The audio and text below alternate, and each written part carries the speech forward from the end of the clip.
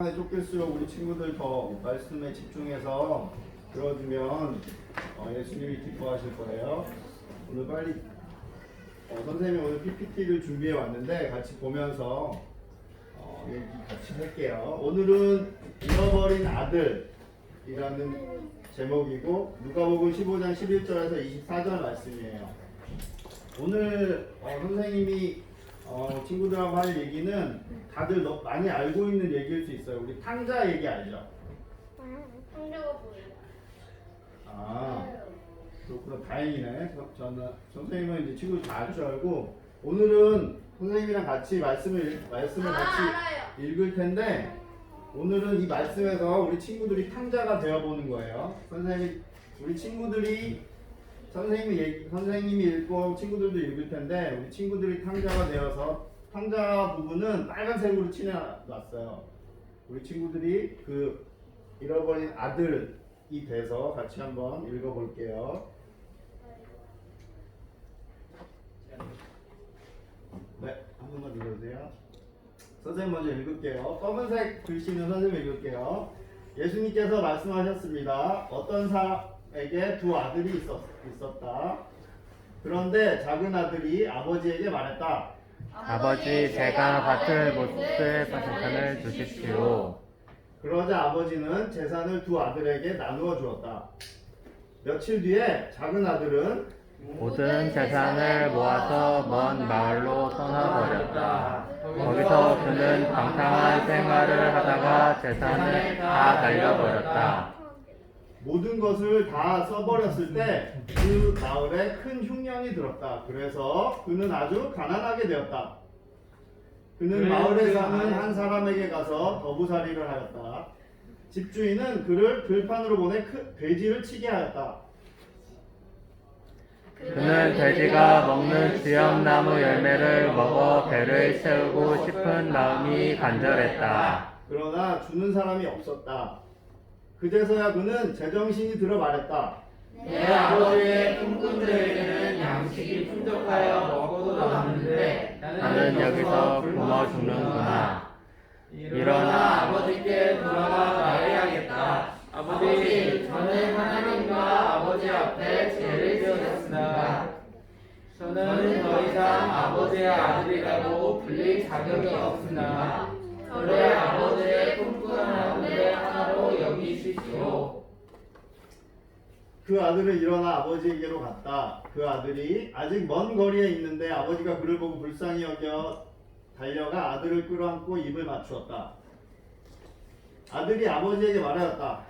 아버지, 저는 하나님과 아버지 앞에 죄를 지었습니다. 저는 아버지의 아들이라고 불릴 자격이 없습니다.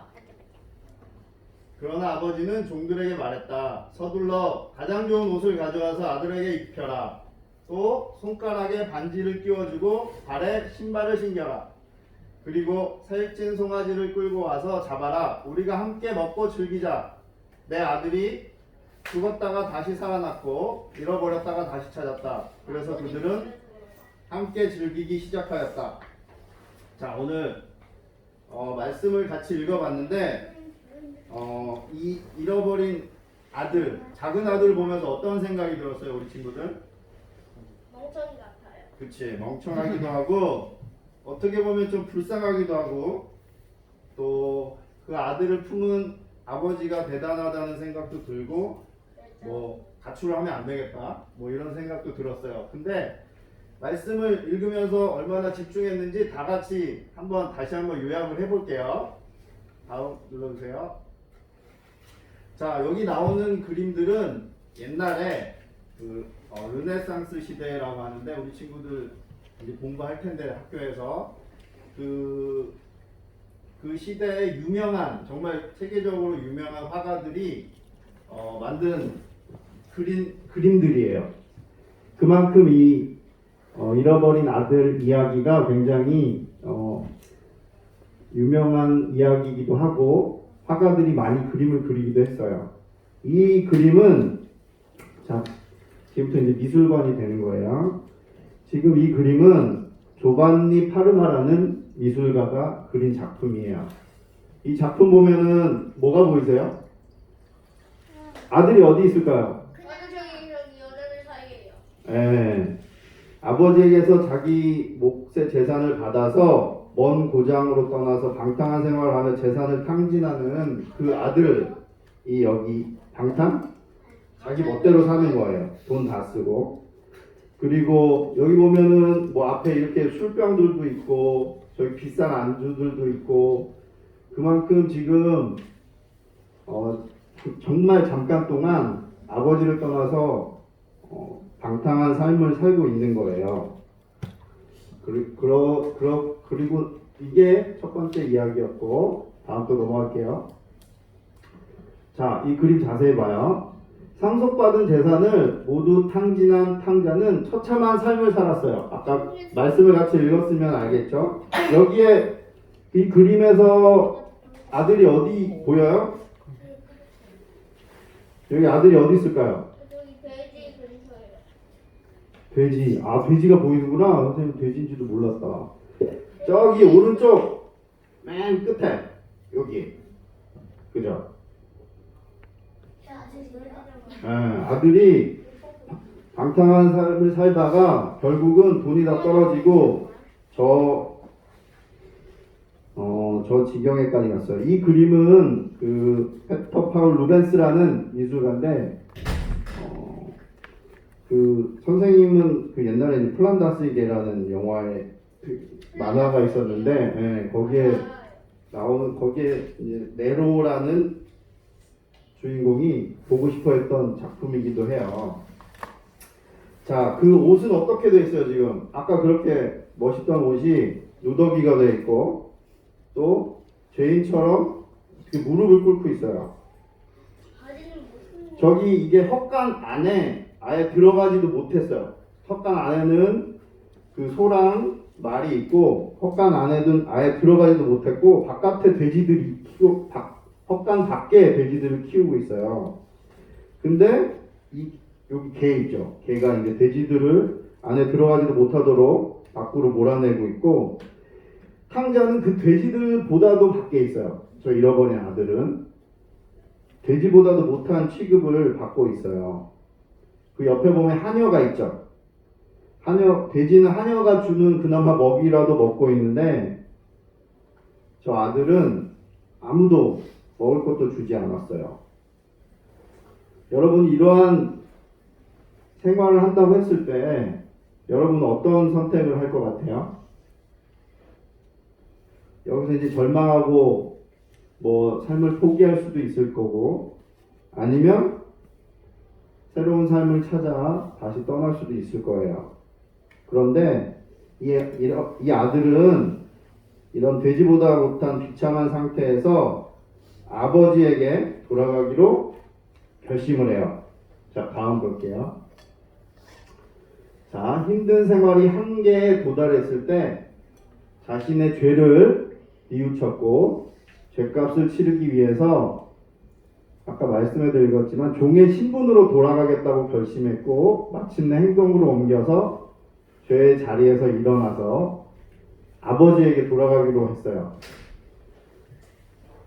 그리고 아버지는 탕자를 잃어버린 아들, 둘째 아들을 용서하고 꼭 안아주었어요.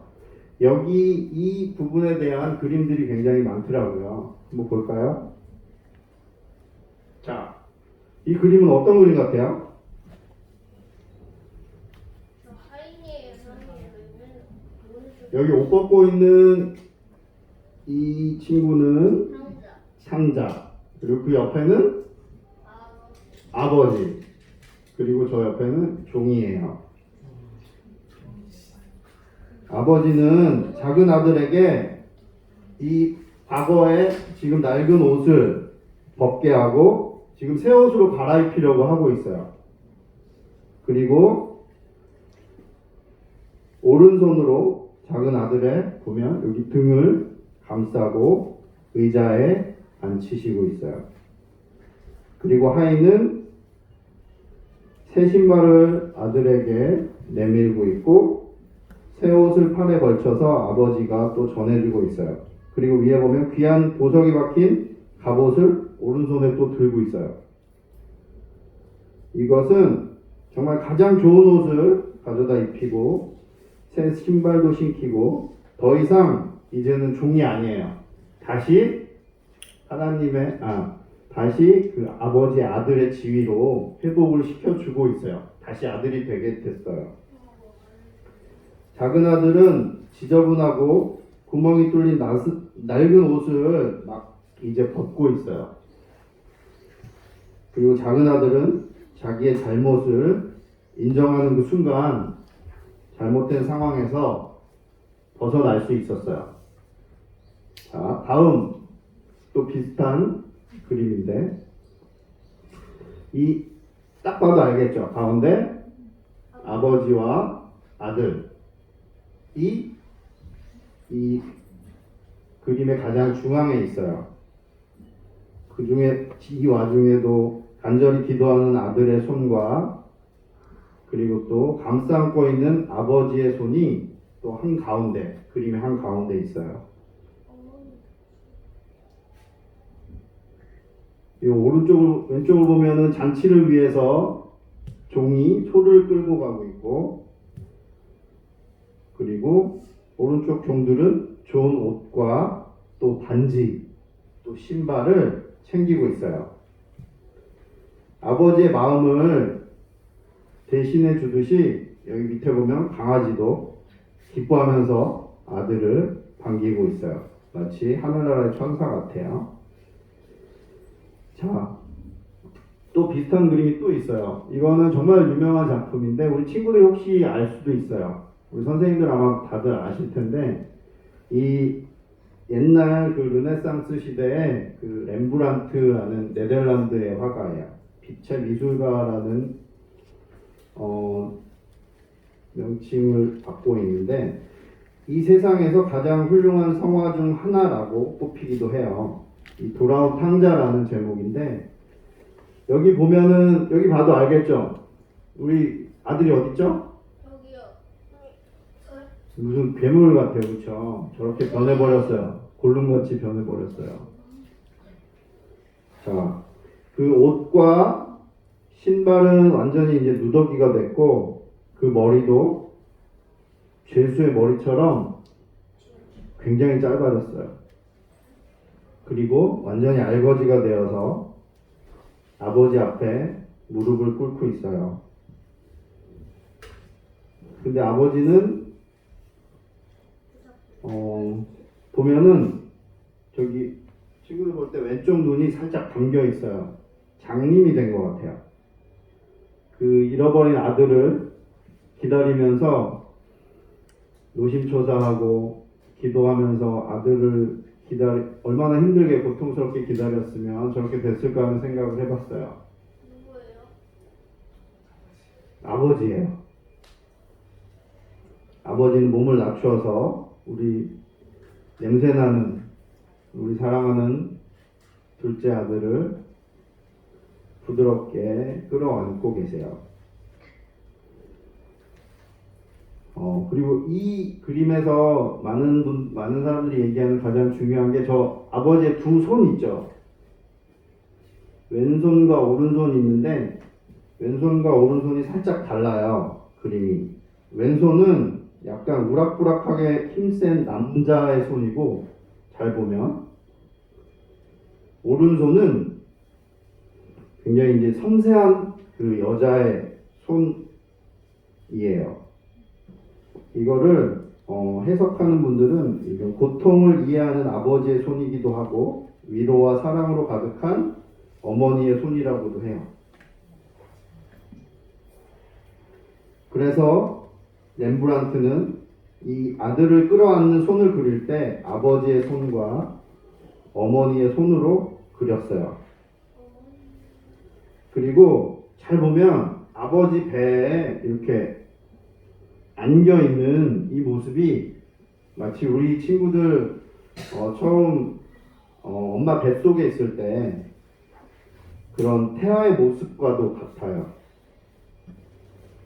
이건 곧 우리도 이제 주님 앞에서 무릎을 꿇고 죄인임을 회개하고 고백했을 때 탕자처럼 잃어버린 아들처럼 아버지 앞에서 아들로 새롭게 태어날 수가 있는 거예요. 자, 다음 이제 마무리할게요. 자, 예수님께도 마찬가지예요. 이 그림 보면 어떤 생각이 나세요, 우리 친구들? 마지막으로 한 번만 더 누를게요. 자, 우리 주님은 우리 친구들이 죄를 깨닫고 죄로부터 돌아서서 주님께 나아가기를 간절히 기다리고 계세요. 두 팔 벌려서 탕자의 아버지처럼 우리 친구들을 기다리고 계세요. 우리 친구들도 죄를 깨닫고 죄로부터 돌아서서 우리 하나님께 나아가는 하나님 진정한 아버지께로 갈 수 있는 우리 친구들이 되기를 기도해요. 자, 기도하고 오늘 말씀 마치도록 할게요.